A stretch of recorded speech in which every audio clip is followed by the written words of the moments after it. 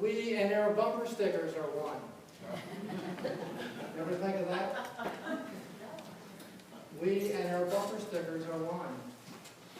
You can drive anywhere these days and without running into 10-inch billboards that we call bumper stickers. A growing number of people are wearing their personal and political and religious preferences on their bumpers. Cher and I, as you can well imagine, pay attention to what people advertise on their bumper stickers, on their t-shirts, on their shirts, and on billboards that you see dotted across the countryside. Especially mainstream religious ones like, Jesus is the answer. Have you seen those? Or honk if you love Jesus. Lord, save me from my followers. Cher and I really like that one. In researching this talk, we came across a story of a Unity motorist who was waiting at a stoplight right behind the car in front of him, which he noticed the honk if you love Jesus sticker on the back of the bumper. So he thought to himself, well, I love the Jesus quality in me, and after all, he is our way shower, so I think I'll give her a couple toots. The woman who was in the car ahead of him rolled down her window, gestured to him in a motion that I won't repeat,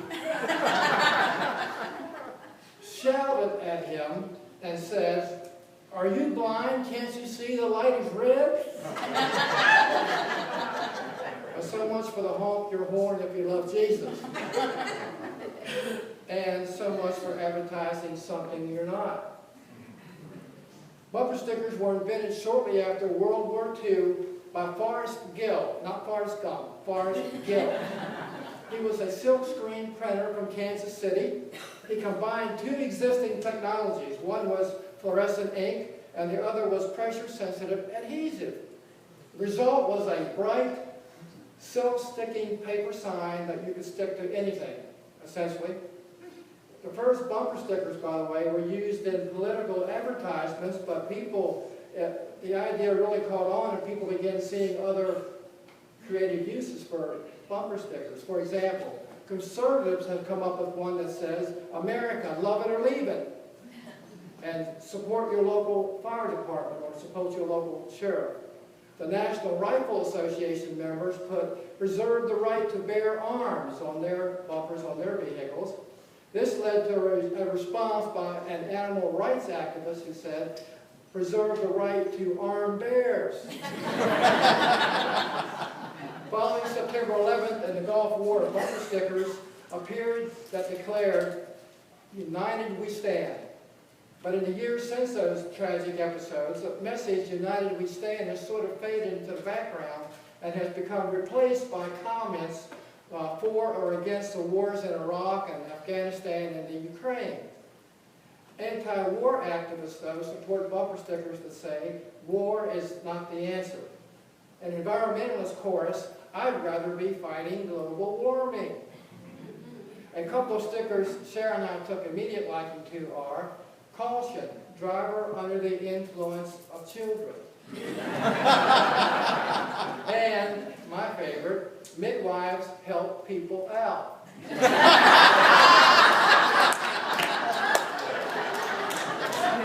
A conservative Christian bumper sticker, one we saw, said, "In case of rapture, this car will be left driverless."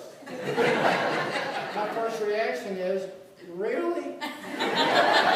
Really? The rapture is a dogmatic perspective which holds that all born-again Christians will be simultaneously transported up to heaven as a group, as a kind of giant beam me up Scotty moment at the end of times. Metaphysically, rapture simply means it is an inside our head event. And it's not in the future of end times at all. As a matter of fact, it happens every time our ordinary consciousness is raised to our super consciousness. When that happens, you are raptured. That's what that means. It happens every time one of our worldly thoughts is raised to a spiritual counterpart. For example, when a selfish thought is changed to an altruistic thought, you are raptured immediately. You don't have to wait. That's all rapture means. Well, people who believe in a literal-only interpretation of Scripture oftentimes display bumper stickers like, God said it, I believe it, that settles it. You see those? Another bumper sticker asks, do you follow Jesus? Well, a clever, brave soul followed that up with, do you follow Jesus this close?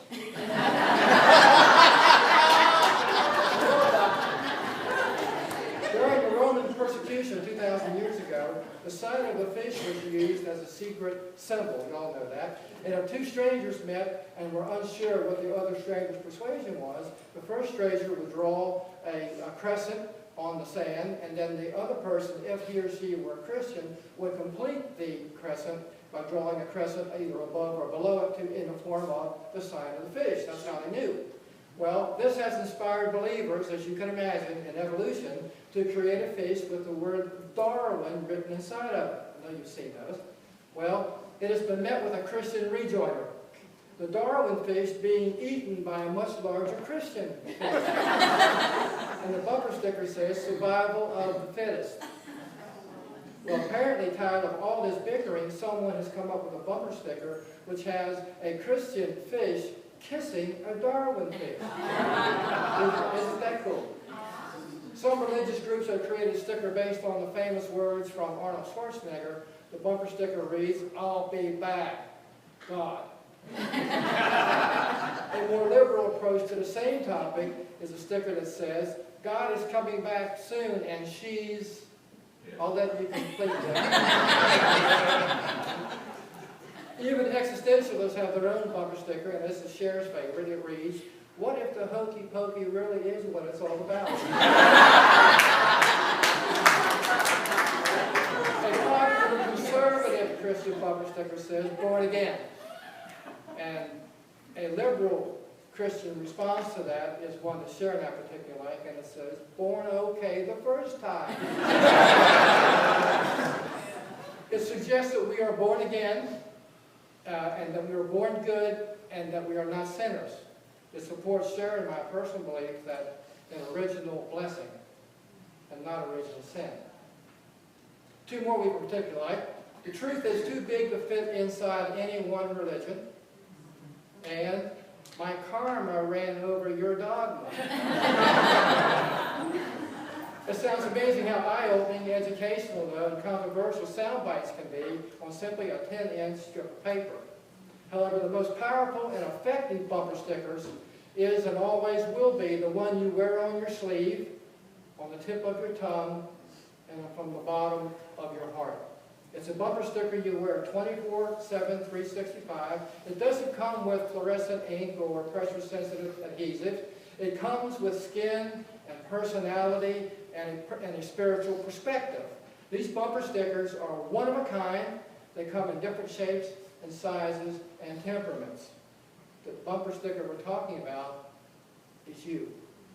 It's the image you project to the world through your words and choices and actions.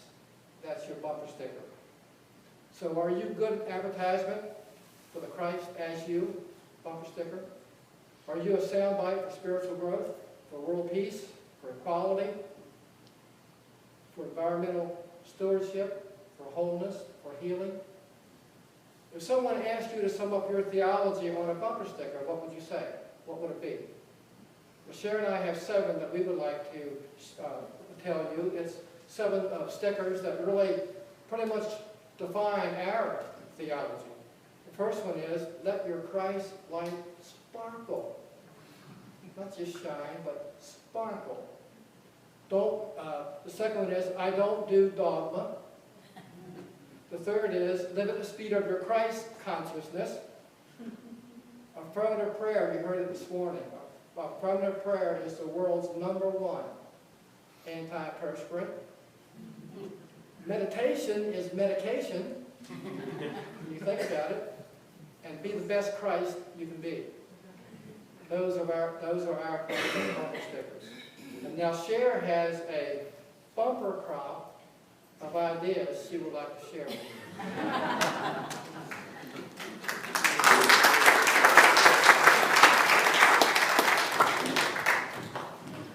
I love the quote that comes from St. Francis of Assisi, and maybe you remember this. It just fits so well with what Bill's been saying. He said, "It is no use walking anywhere to preach unless our walking is our preaching." That's what it means when we say you are a bumper sticker. It means that people are watching you all the time and you have no idea sometimes that you are being an example. You are being a model. So that's a pretty heavy burden to bear or a wonderful opportunity to share. The question is, how do we do that? How can we become the very best bumper sticker we can be? So we have a little process for you. 3 things you can do to help yourself be that bumper sticker that will shine and shine and shine. And, you know, as we talk about it, we wonder, well, where do we get the idea that we're supposed to do this? You remember when the Christ is Jesus was on the Mount and did the Sermon on the Mount, and he did all the Beatitudes? And that's what we always hear about. But after the Beatitudes, he followed it up with other teachings. And one of the things he said was, let your light shine, so that others can see what you do.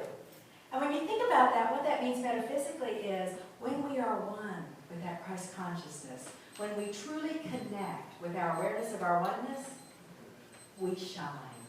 We can't help it. Our light shines forth, and others see it. And others are affected by it and make decisions based on it. So Jesus, as the Christ, could just as easily have said, let your big, bright, fluorescent, shiny bumper sticker shine. And that's what we're going to do. So if you're going to be a bumper sticker, the first thing you have to do is know what you believe. Now that sounds obvious, but think about it. Do you know what you believe? We have our wonderful principles that tell us what we believe. They're in the bulletin every Sunday. Sometimes we read them. Lots of times we refer to them in our talks. You've seen them so many times. But what do they really mean to you? What do they mean in terms of how you show up every day? How you present yourself? How you choose to let that light shine? If we aren't clear on what we believe, you know what happens? We get confused.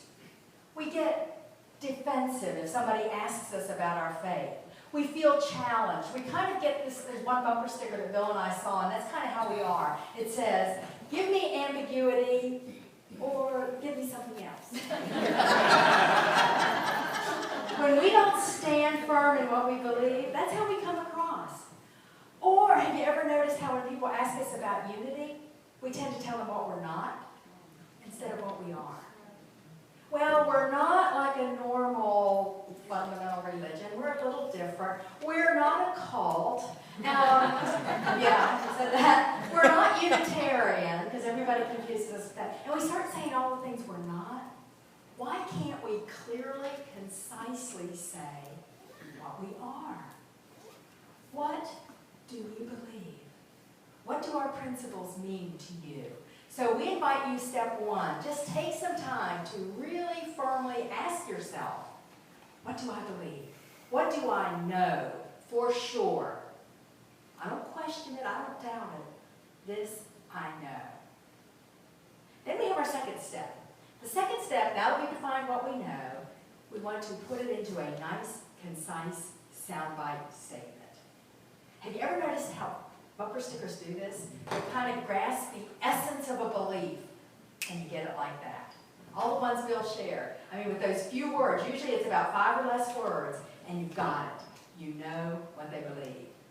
Well, we have our 5 principles, but I've got to tell you, we could have had a hard time putting them on a business card, let alone a bumper sticker.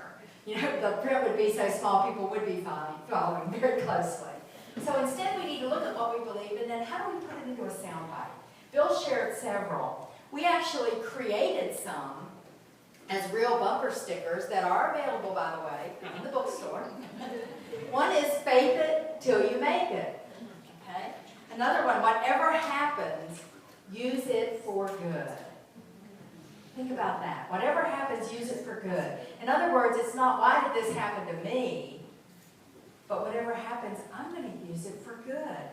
And then, of course, outer appearances are optical delusions, which lets us know what we believe, and we really do. We really do believe in the truth that we talk about. So if you could put your beliefs on a bumper sticker, what would you say? And you only have like 5 or 6 words at the most to capture it. What would the essence of your belief be? Okay, so you know what you believe. You've captured it in a brief soundbite. Part 3, the toughest of all, also the most important. Model the message that you have. You need to be a model for the message you believe. We need to walk our talk. How many of you have heard the quote by Emerson? Emerson said, "Who you are speaks so loudly, I can't hear what you're saying." I want to illustrate this. Would everybody do this with me? Just hold your hand out in front of you, your right hand, or whatever your name, doesn't matter which one. Okay, now make a little circle with your index finger and your thumb.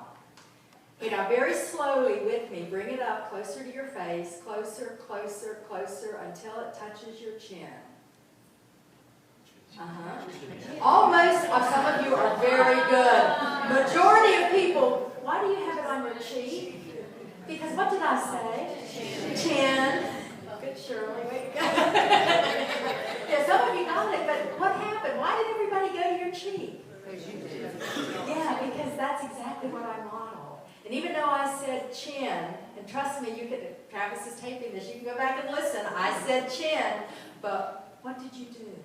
You followed what I was doing, not what I was saying. Actions speak louder than words. What's our 5th principle? It's not enough to believe this stuff. But we need to work it. We need to live it. We need to be it. You are a walking bumper sticker. Are you living the truth you're saying? I want to share a quick story of this happening, and so you can see it in action. It was actually back in 1987. It was beautiful Hilton Head Island. You been there? We were at this incredible resort. I was there because I got to do a keynote speech for this company that was honoring all its top salespeople. Bill was there because he wanted to golf, and he thought this was a good chance to go and be there to support me in the process, which was great. So, here's the big event. I'm there. It's just my turn to get up and speak and wow this group when the president of the company stands up. And he said, "I want to make a quick announcement before we go into our program today." And he proceeded to announce a change in how they were going to be determining sales quotas for the next quarter.